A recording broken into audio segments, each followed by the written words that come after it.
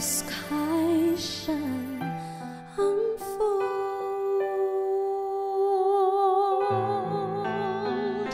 preparing his entrance. The stars shall applaud him with thunders of praise.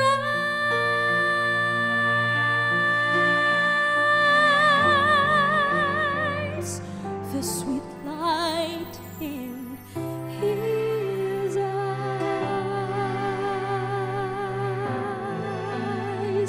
shall enhance those awaiting,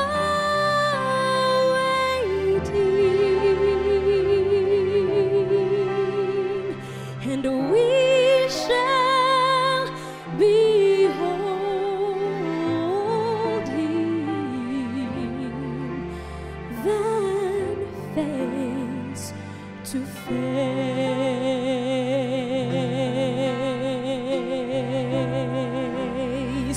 Oh, we shall behold him. Yes, we shall behold him face to face in all of his glory.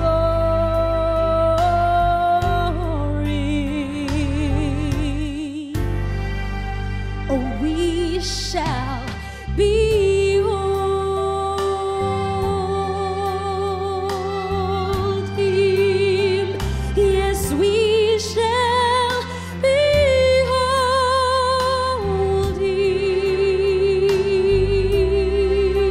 him face to face.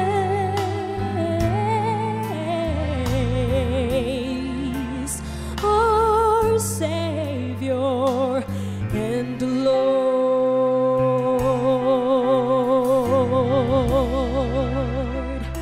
The angel shall sound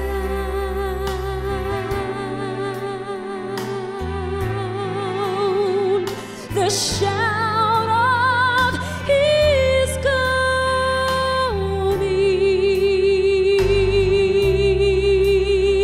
and the sleeping shall rise from their slumbering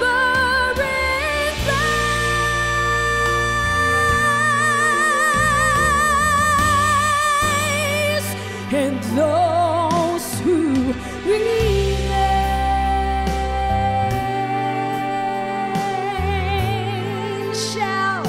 we shall be changed in a moment, and we shall behold him then face to face.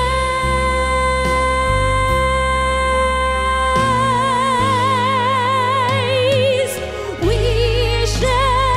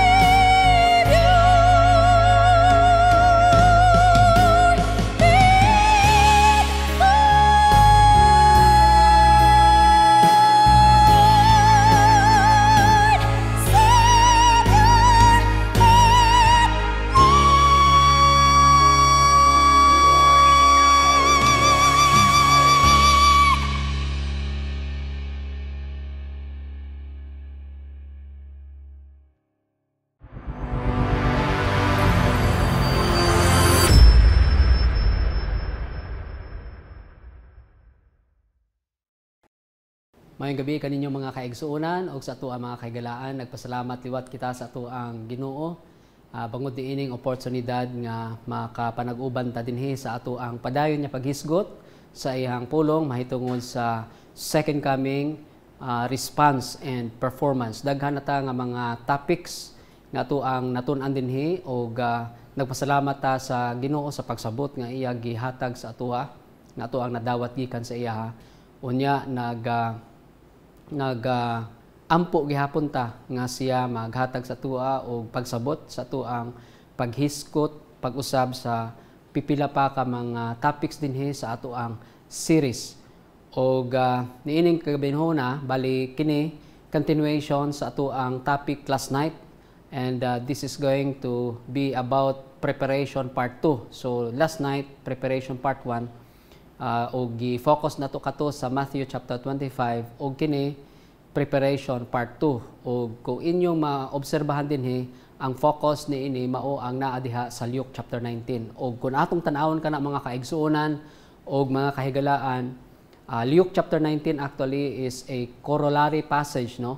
Corollary passage to Matthew chapter 25. Murag naghatag ni siya og pag-support o dugang nga pagtudlo sa tua kung unsaon nato pag-prepare mahitungod sa second coming ni Jesus Christ. So last night nag-focus ta sa Matthew 25, karong gabi mag-focus ta sa Luke chapter 19. Og ang ato ang key texts naa diha sa verse 13 nga nag-ingon diha si Jesus Christ mahitungod sa sambingay, no? About 10 servants nga gibilinan, no? Sa ilahang master, kay mulakaw siya sa halayo nga lugar, naa siya gibilin sa ilaha. Og nag-ingon dinhi sa Luke chapter 19 verse 13, and he called his 10 servants and delivered to them 10 pounds and said unto them, occupy till I come. Ingon diha sa atong Sibuan, og iyang gipatawag ngadto kaniya ang napulo sa iyang mga ulipon, og sila iyang gihatagan og napulo kaamina, og giingnan niya, ipatigayon ninyo kini hangtod sa ako ang pagpauli. Mao ni ang key texts, no, sa ato ang pagtuon dinhiron. Og I would like to mention again that Luke chapter 19, especially verse 13, kini this is actually one of the opening passages or texts nga makita naton dinhi nga mohisgot mahitungod niining usa ka sambingay. Og niini nga sambingay ato ang makitaan kung naatay gitun-an nga sambingay ngadto sa Matthew chapter 25, tulo ka buok dinhi naa gihapon tay tun-an og kini mohisgot gayud mahitungod sa gitawag nga preparation for the coming of Jesus Christ. Og kung atong tan-awon, no, ato ang maobserbahan nga naay similarities og differences between Matthew chapter 25 and Luke 19. O giingon na akong ganiha, ang Luke chapter 19 is a support passage of what is being talked about in Matthew chapter 25. Kung atong tan-awon diha ang Matthew chapter 25, ang iyahang gi-emphasize ni ana is about preparing through character development, no? Makita nato mao nang ato gitun-an kagabi nga mag-andam ta by allowing the Holy Spirit to transform our characters into the character like that of Jesus Christ. Mao nang atong gitun-an dinhi kagabi og ato ang nakit-an nga sa tuang pagbasa di ay sa Bible o sa pag-allow sa influence sa Holy Spirit, no, nga mao siya ang mugiya sa atoa siya gayud mo magdala sa atoa ngadto sa haduol nga relationship kang Jesus Christ. And as a result, ang mahitabo ni ana bilang resulta mao nga gitransform ta sa Holy Spirit ngadto sa pamatasan kinaiya nga iyaha ni Jesus Christ. So mao na ang makit-an naton diha sa Matthew chapter 25, ug ang keyword sa preparation nga ato ang makit-an diha is on relationship, no? Sa parable of the 10 virgins kanang relationship diha nato og sa ato ang Dios, og kanang relationship nato diha sa iyaha di gayud nga kana magbuhat nga magpabilin ta sa ato ang original nga mga pamatasan nga daotan, kundi because we are being drawn and brought closer, no, to Jesus Christ in an intimate relationship, no, makita naton diha nga progressively our characters actually are being changed, no, into the character like that of Jesus Christ. Mauna ang sa parable of the 10 virgins katong ginatawag nga relationship sa taliwala nato og sa tuang Dios. Og diha sa parable of the talents mao kato ang relationship sa steward ug sa iyang master nga ang gi-emphasize ato nga kinahanglan gayud nga we will become diligently faithful, nga kita maging diligent and faithful sa ato ang assignment nga gihatag niya sa atoa. Og ang ikatulo didto makita naton nga relationship nato sa uban, that we would serve God by serving others lovingly. So ang keyword sa preparation niya makita naton diha sa Matthew chapter 25 is on relationship, and it's a maingon nato nga kana usa ka special relationship because it's a relationship that is being brought about by the influence transforming power of the Holy Spirit. So importante jud ang gitawag nga Holy Spirit, mga kaigsuonan, na ay mga kaigsuonan ta nga di na motuo sa Holy Spirit magka-problema ta ana.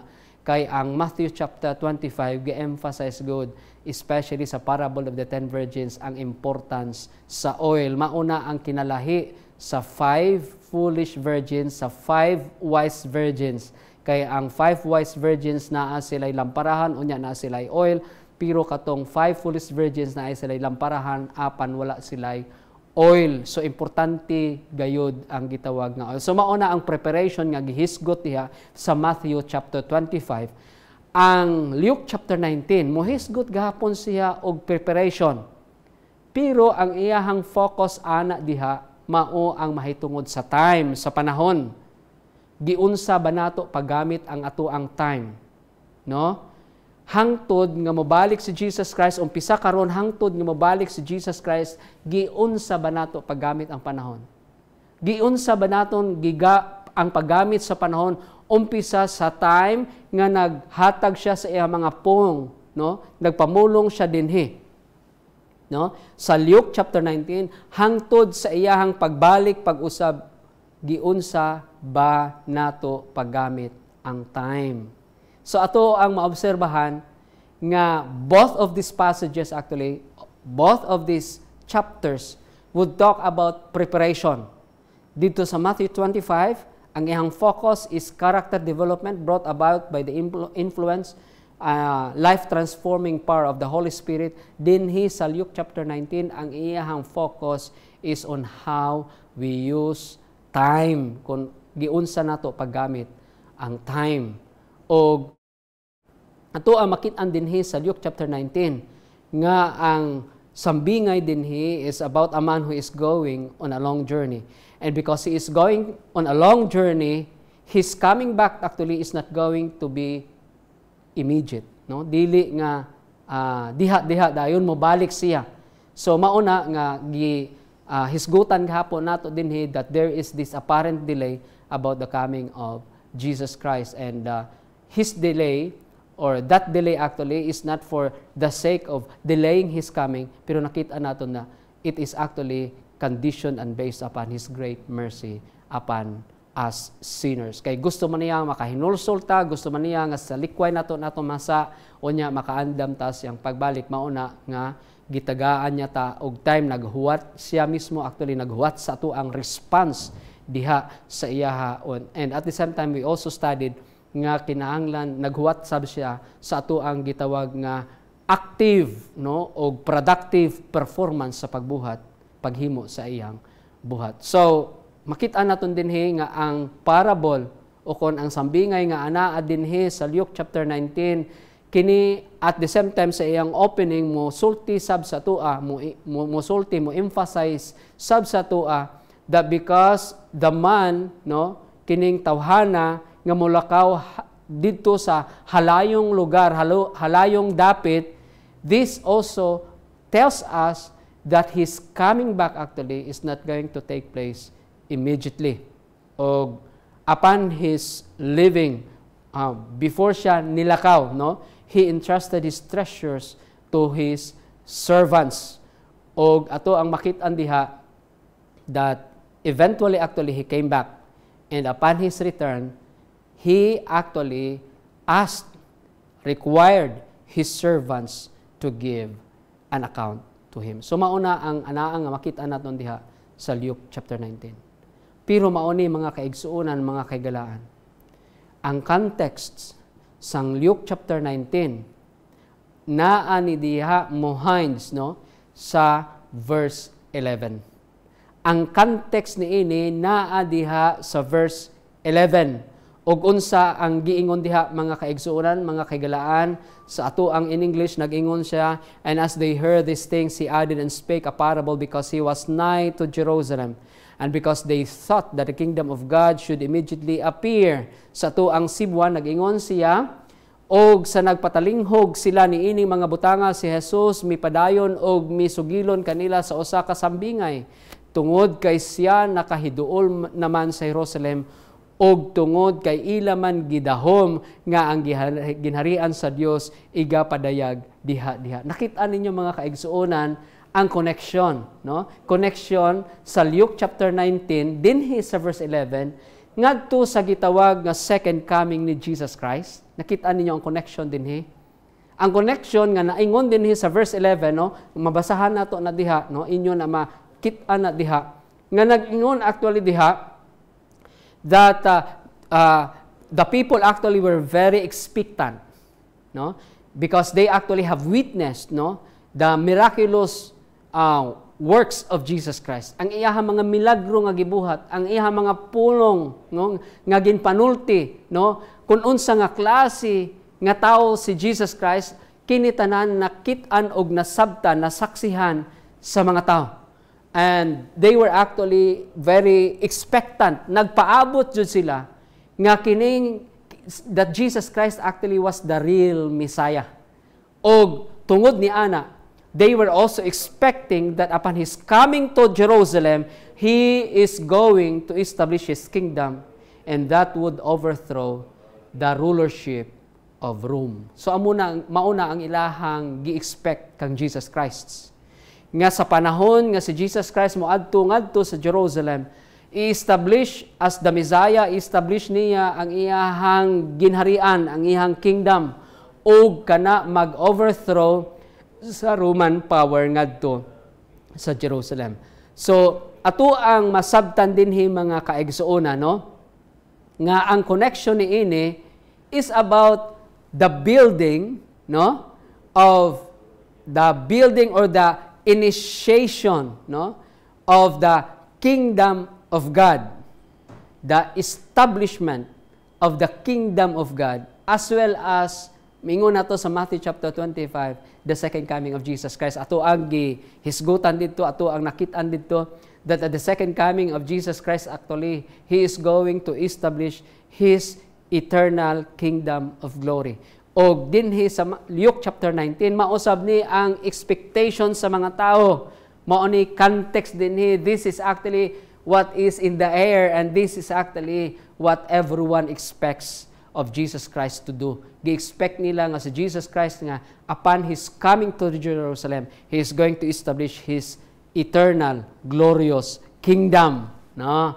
O ato ang makit-an dinhi mga kaigsuonan, nga ang sunod nga mga bersikulo ni ini katong gitawag gani nga triumphal entry, katong madinaogo niya nga pagsulod ngadto sa Jerusalem, katusab nahitabo kay gi-expect sab sa mga tao nga si Jesus Christ as the Messiah mauna to ang initiation sa establishment sa iyahang ginharian. So grabe nga expectation nila, grabe nga everyone actually has kind of become animated, no?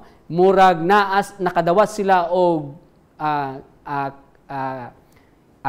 kusog og nalagsik sila, no? They were very enthusiastic, no? Og makita nato nga grabe ang ilahang enthusiasm, grabe ang ilang expectation because Jesus no, is believed, no, as believed as the Messiah is going to establish His kingdom of glory, and that would overthrow the Roman government. So makita ninyo mga kaigsuonan kung unsa nga klase sa excitement naa ang mga katauhan niining panahona.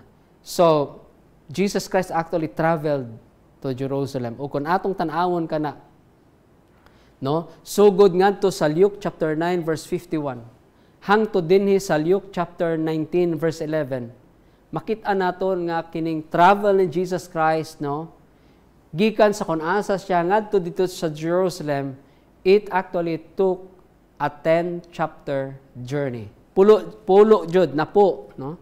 Napo jud ka mga kapitulo ang makita naton nag-record mahitungod sa journey ni Jesus Christ sa iyang pag-travel ngadto didto sa Jerusalem, o diha sa daghan kaayo ang mga panghitabo nga nahitabo.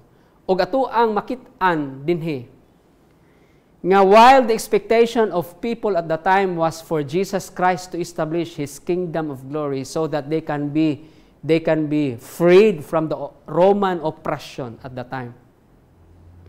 Kay mauna ang expectation sa mga tao, di jud gusto ni Jesus Christ nga ma-misinterpret siya. Mauna nga time and again, Jesus Christ would remind them that His going to Jerusalem was not actually about His establishing His kingdom of glory. Kundili, makita naton diha nga time and again gi-emphasize ni Jesus Christ aron nga di siya ma-misinterpret, di siya ma-misunderstand sa mga tao, gi-emphasize sab niya nga siya mamatay didto sa Jerusalem. That He would die in Jerusalem. No? So, giklaro ni Jesus Christ ang expectation sa mga tao that He will initiate His kingdom of glory, no? So that by it, He can overthrow the Roman power, freeing them from the oppression of the Roman power. Pero din, time and again, from Luke chapter 9, verse 51, hangtod dito sa Luke chapter 18, verse 32, si Jesus Christ, giklaro niya ang reason nga nga mag-adto sa dito sa Jerusalem. O kana, dili agod nga mag-establish siya sa iyang ganarian to overthrow the Roman power, kundi mo adto siya dito, kay time and again mo ingon siya nga siya mapatay. Siya maghalad sa iyang kaugalingon para sa tanang mga katawhan. Dili nga mag-establish siya sa iyang kingdom, kundili nga siya mapatay para as a sacrifice para sa kaluwasan sa tanan. O kung atong tanawon diha, nag-ingon sa Luke chapter 9 verse 51, and it came to pass when the time was come that He should be received up, He steadfastly set His face to go to Jerusalem. Sumurag pariha siya, no? Kini nga tekstuha sama siya sa giingon diha sa Luke chapter 19 verse 11. Because Jesus actually sensed, no, something great is going to take place, especially in relation to the expectation of the people that He would like to correct and put in check. No? Makita nato nga si Jesus Christ nag-emphasize nga ang reason nga nga moadto sa dito sa Jerusalem, dili agud nga siya mag-establish sa iyang eternal kingdom of glory, kundili moadto sa dito to offer Himself as a sacrifice, that He will go there to die for our sins. Og makita naton dinhi mga kaigsuonan nga taas kaayo nga journey kini, because Luke chapter 9 verse 51 up to Luke chapter 19 verse 11, diha ato ang makitaan nga nagkuha jud kini og 10 chapters kining ihang paglakaw, no, kung asa man siya gikan paadto didto sa Jerusalem. Og time and again, no, allow me to repeat this one. Ang expectation sa mga tao nga kumuadto si Jesus Christ sa Jerusalem, i-establish na niya ang iyahang kinharian. Pero time and again, throughout this 10-chapter journey of Jesus Christ, He would also emphasize that His coming there is not actually for Him to establish His eternal kingdom, but for Him to die as a sacrifice for the sins of many. So nakita ninyo mga kaigsuonan, mga kagilaan. Og ato ang makitaan sab dinhi nga gi-emphasize ni Jesus Christ from Luke chapter 9 verse 51 ngadto sa Luke chapter 19 verse 11. Nga as the people actually were very expectant about the establishment of the kingdom, eternal kingdom of glory of God. Makita naton dinhi og masabtan nga si Jesus Christ nag-emphasize kung unsaon nato paggamit sa ato ang time. Unsaon nato paggamit sa ato ang time before the coming and the establishment of the kingdom of God. Unsaon ka nato paggamit sa ato ang time. No? Si Jesus Christ, dili importante sa iya kung unsa kataas ang mulabay nga panahon, kundi gi-emphasize ni Jesus Christ nga sa time nga gihatag sa tua until the establishment, the initiation of God's eternal kingdom of glory, giunsa ba nato paggamit ang time. Ingon ni William Barclay, sa parable dinhi nga nagsugod siya diha sa Luke chapter 19, verse 12. Ingon ni William Barclay, kini nga klase sa parable nga gihisgot dinhi ni Jesus Christ was a unique one. No? Kay nga naman, kay ingon ni William Barclay dinhi, this is unique among the parables of Jesus. Why? Because this parable is the only one whose story is in part based on an actual historical event. Unique kaayo kining parable nga to ang makit-an dinhi nga gisulti ni Jesus Christ from verse 12 of Luke 19 hangtod jud sa verse 27. Ngano nga unique? Because this parable actually was based on actual historical event. It tells about a king who went away to receive a kingdom and whose subjects did their best to stop him from receiving it. Kaya kung atong tanawon ang history din si Herod the Great actually na napatay siya in 4 BC. And upon his death, he actually left his kingdom divided between Herod Antipas, nakadungog kita ana, Herod Philip, and Archelaus. No? O kining division, no? Sa ilang inherit nga leadership o respective nga kingdom, nagkinahanglan kini nga i-ratify, i-confirm, i-strengthen sang Roman government, who at the time actually was the one makonsider nato nga ang mga Romans sa ining panahon sila mao ang overlords sa Palestine. O si Archelaus, kay gusto niya masiguro nga kining dapit nga iyahang gipanubli gikan ngadto kang Herod, no, i-confirm, no, sa gitawag nga Roman rulership, no. Niadto siya didto kang Augustus sa Rome aron nga i-persuade si Augustus nga i-allow siya nga ang Judea asa siya karon nagahom ihatag sa iyaha as his inheritance of rulership from King Herod.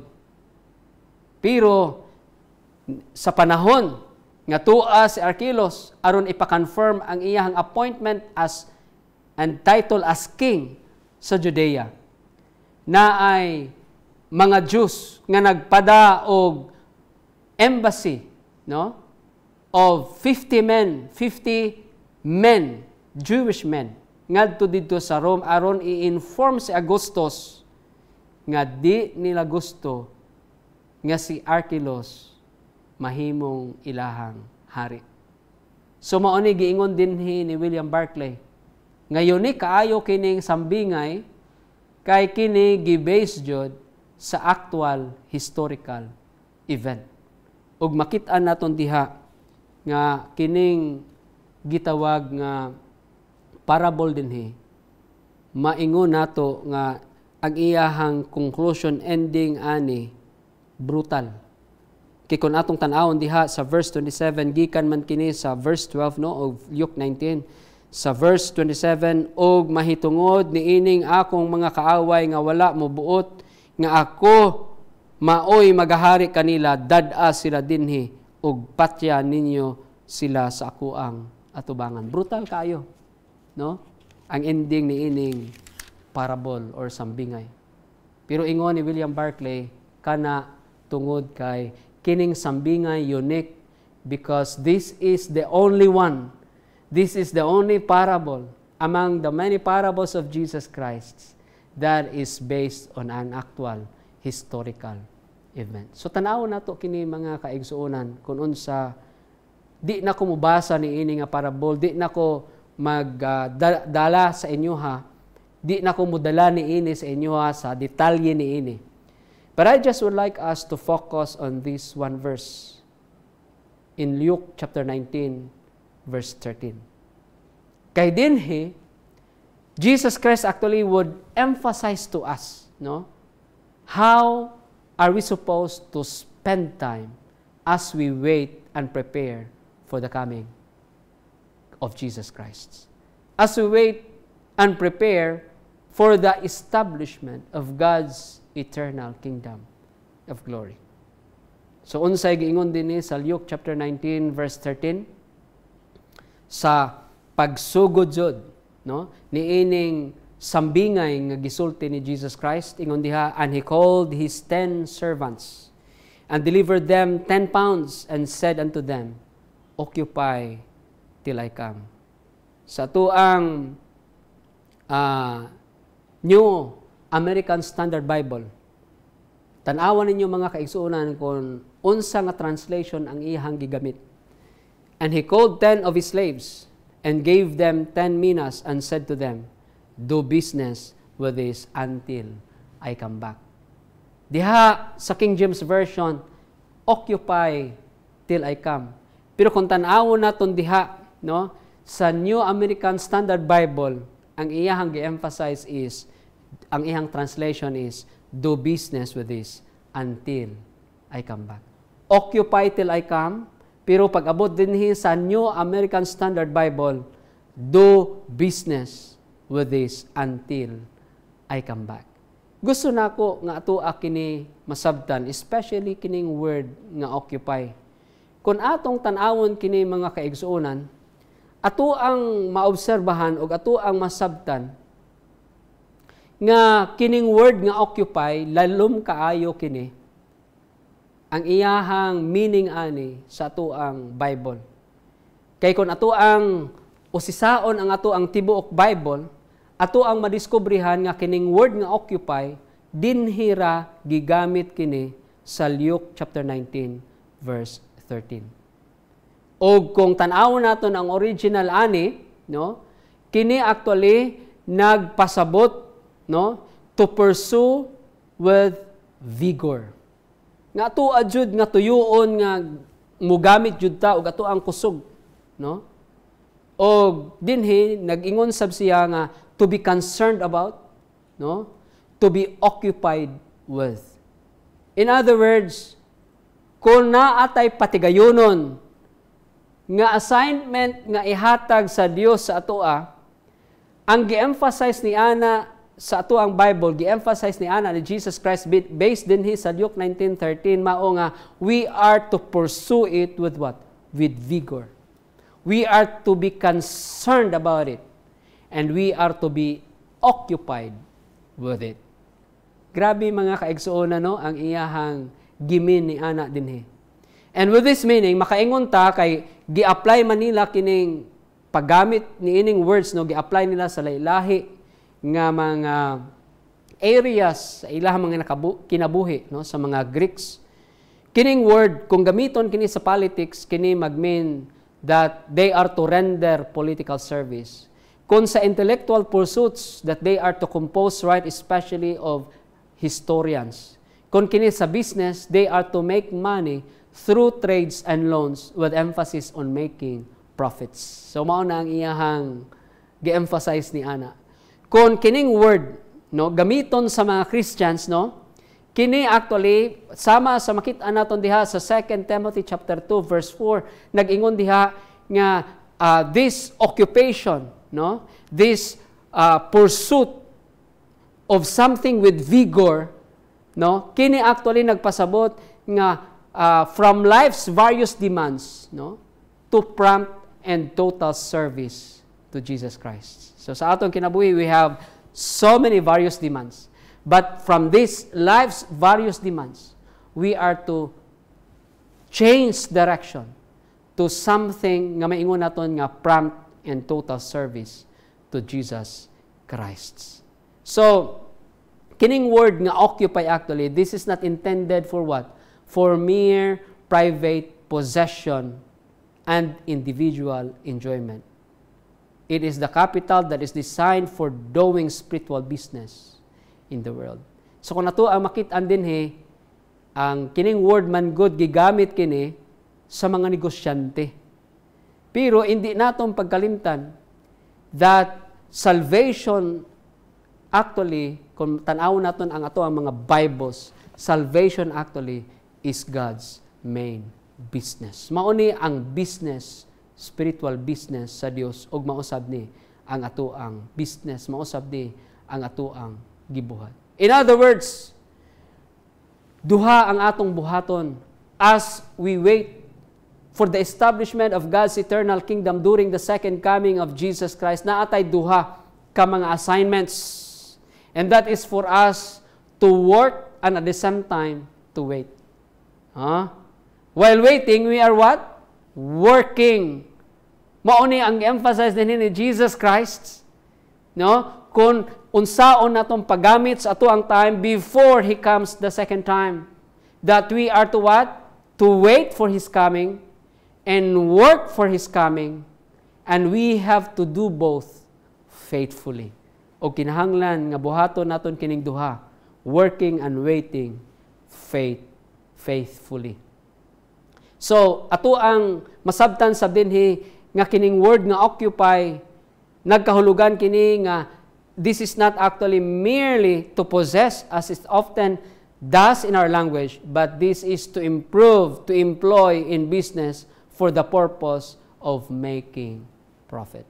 Okay. So, kung tanaw nato, kini actually, ang iyang grammar ni ini is aorist imperative, plural. Wa na ako nabutang dihang plural, no? O kung tanaw naton kanang aorist actually simple past tense, this means nga kining occupation nato, which is actually doing the business of God of saving souls.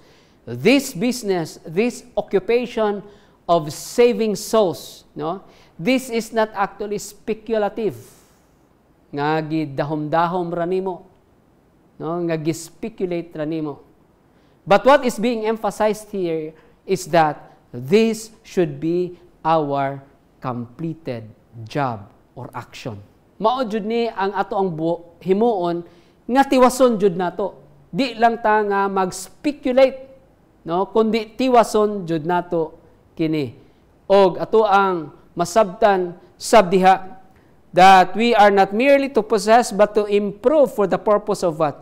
Of increasing it, no, or of making profit on it. Because God actually has invested so much in this business of saving souls, mga kaigsuonan. So as individuals of experience salvation in Jesus Christ, no, kita sab, no, magpagamit sa ato ang mga kaugalingon nga kita sab mudawat ni ining occupation, ni ining trabaho, og ang purpose ni ini that we will make profit, nga kita jud makaginansya, that we can win more souls for the kingdom of God, that we can win more souls for Jesus Christ, that we can win more souls for heaven. So mauni ang gi-emphasize ni ini mga kaigsuonan, occupy till I come, do business until I come back. Kung ato ang tanawon kining word nga business, no, kung sundo nato ang translation, no, sang Luke 19 verse 11, sa word nga occupy nga gigamit sa New American Standard Bible o instead sa word nga occupy nga gigamit sa King James Version nagamit siya word nga business. Kining word nga business masabta nato nga duhara ni ka-instances nga makita nato sa tuang Bibles. O ang una ni ana naa diha sa Luke chapter 2 verse 49.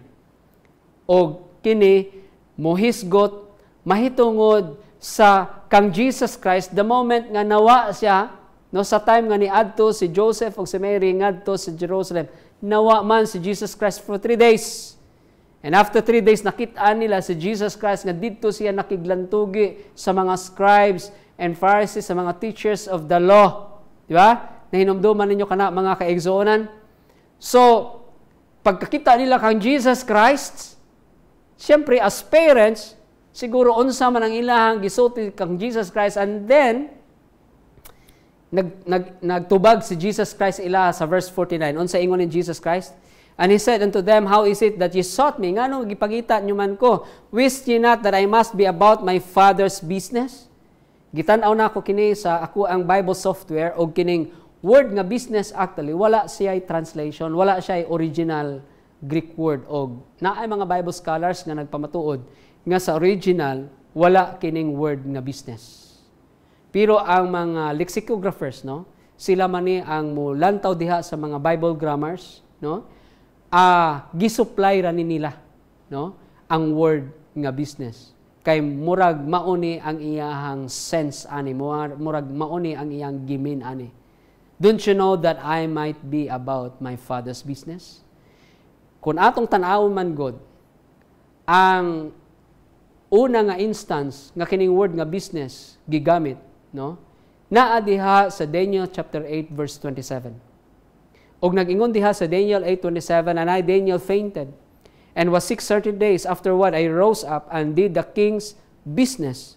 And I was astonished at the vision, but none understood it. So morning una.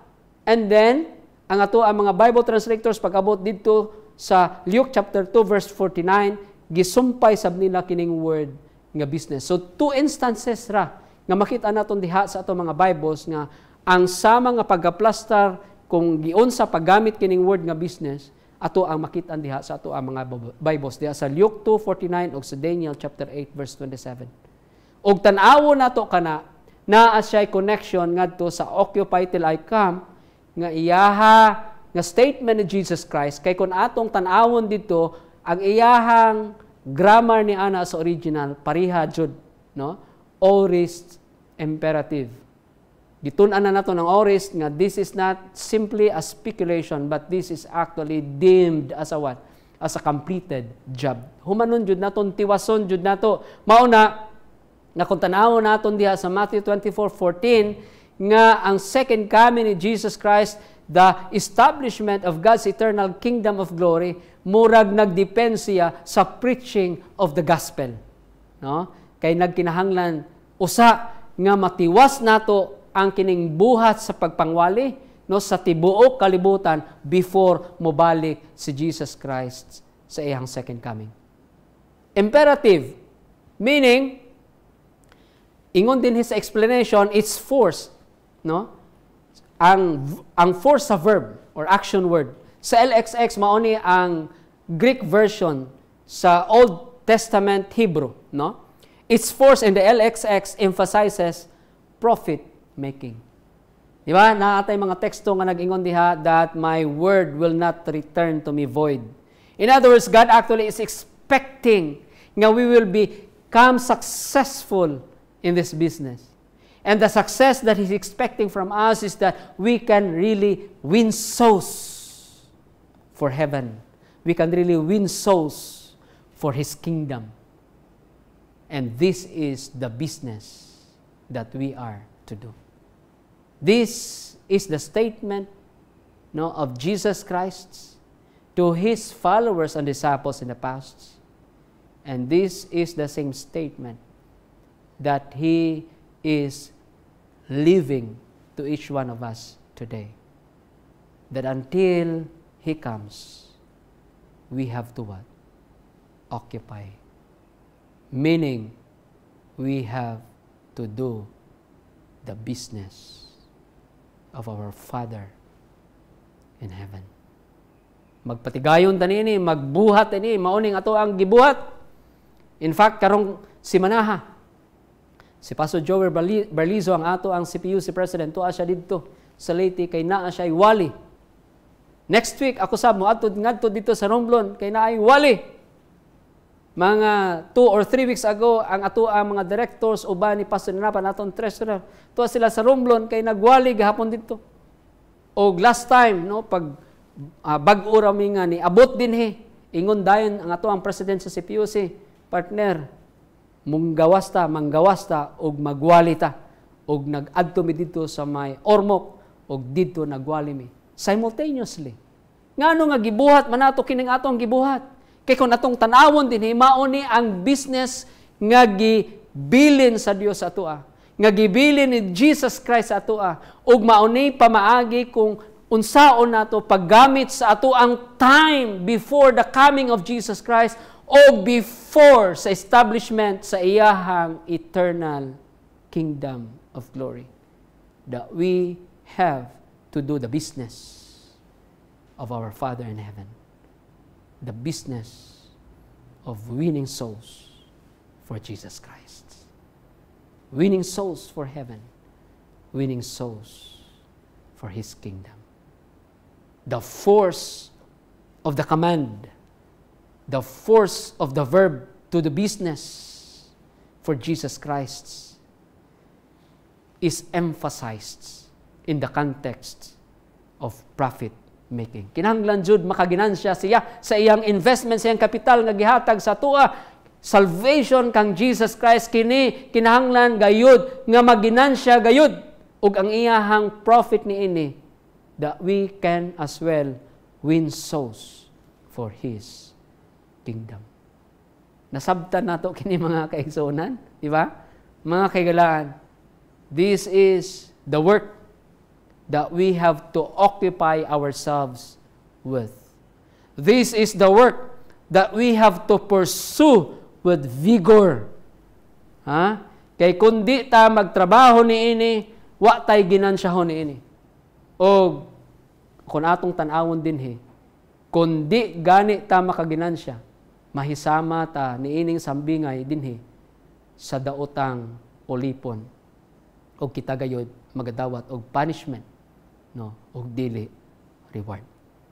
Sakit ka na, pero mauna ang ato ang makit-an diha kung tan-awon naton kanang sambingay diha sa Luke chapter 19.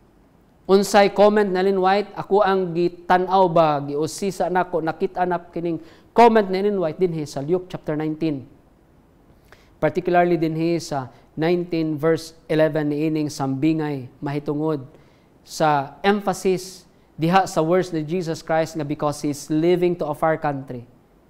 Nga ingon niya, occupy till I come. Unsay comment na Ellen White din sa This Day with God, page 303. Ingon ni Ellen White, the obligations which bind us to place our names on the church roll hold us responsible to work to the utmost of our ability for God.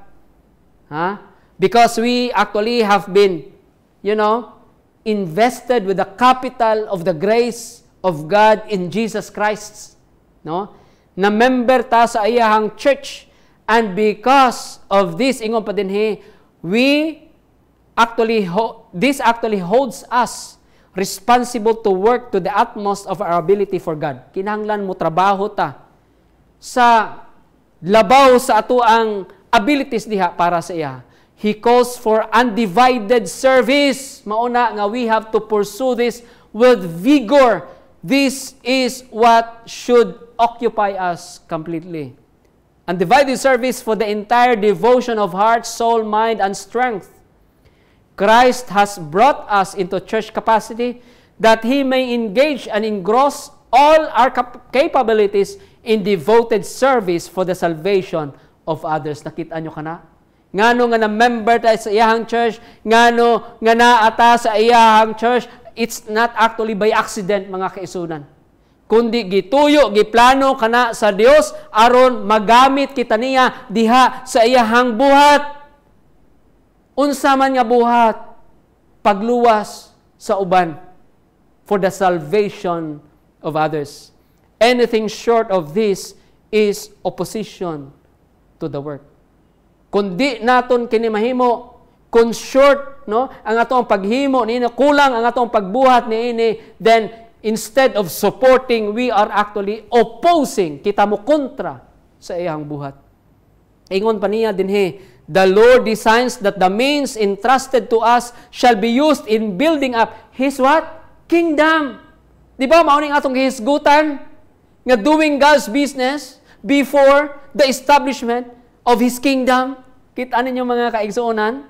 Mauning comment na White dinhi, o gi-entrust niya sa tuwa ang mga resources aron nga kita magpatukod gayud og iyahang ginharian dinhi sa yuta. Pero saon man nato mga kaigsuonan, sorry kayo mga kaigsuonan, muhatag tag tithes 1,000, ang ato ang offerings lagi 10 ka piso, 20 pesos. Saon man nato na mga kaigsuonan? Paano makalihok niya ng ato ang church? Ha? Importante kayong kwarta mga kaigsuonan, oy.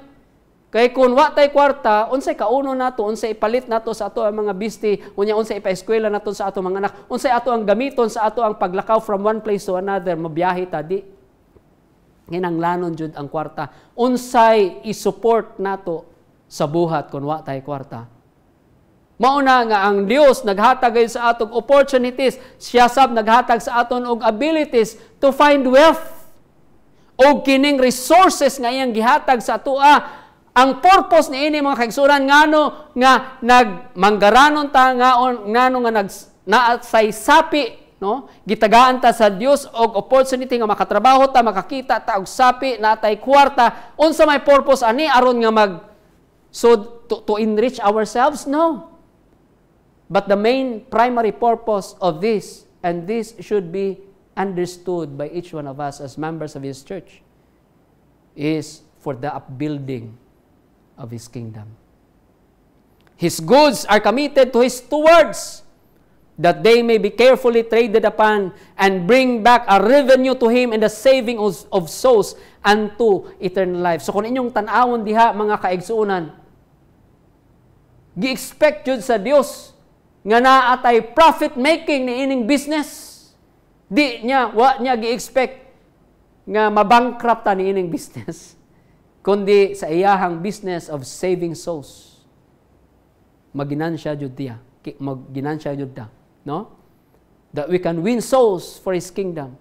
So His goods are committed to His stewards, that they may be carefully traded upon and bring back a revenue na ay kita jud to Him in the saving of souls unto eternal life, and these souls in turn will become stewards of truth to cooperate with the great firm in the interests of the kingdom of God. Yes, ato ang nahisgutan dinhi on how we should prepare for the second coming of Jesus Christ. O karon ato asab nga nahisgutan dinhi kung unsaon nato ang paggamit sa ato ang time until Jesus Christ comes the second time.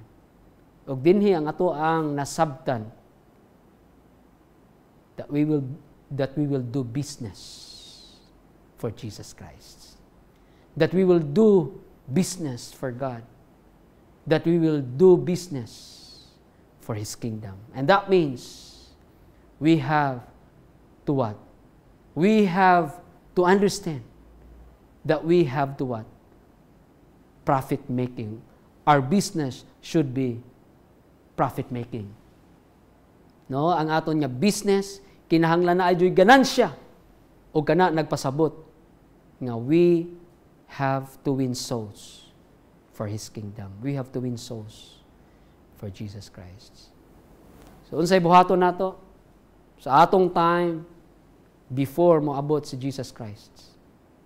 We have to do the business of our Father. We have to occupy till He comes. That means we have to win souls for His kingdom. That is our business. That is the business of our Father in heaven.